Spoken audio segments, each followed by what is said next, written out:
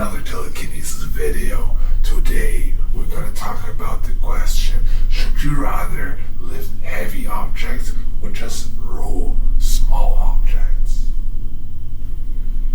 So, you see me a lot practicing with very light objects. There's two reasons for that.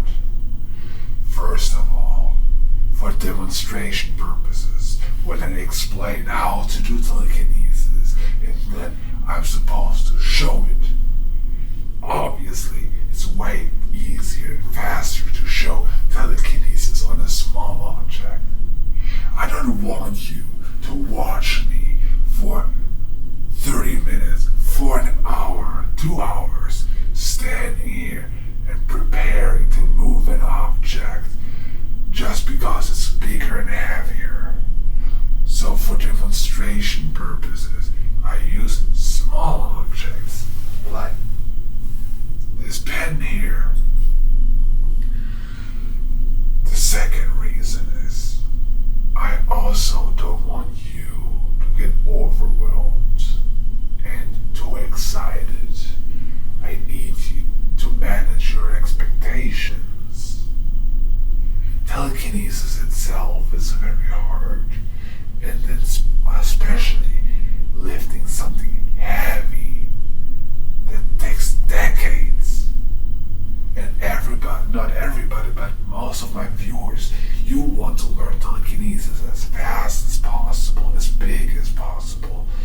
And I don't want to trigger this impatience, because as you might know, maybe not know, patience is a big factor why people learn or do not learn telekinesis.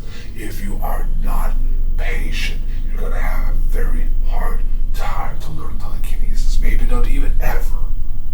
So you have to train your patience first before you can learn telekinesis. Do you understand? Patience is the key.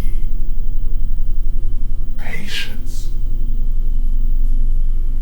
If you stress yourself out because incapabilities, because you can't do it yet, this stress is going to cycle into your back brain.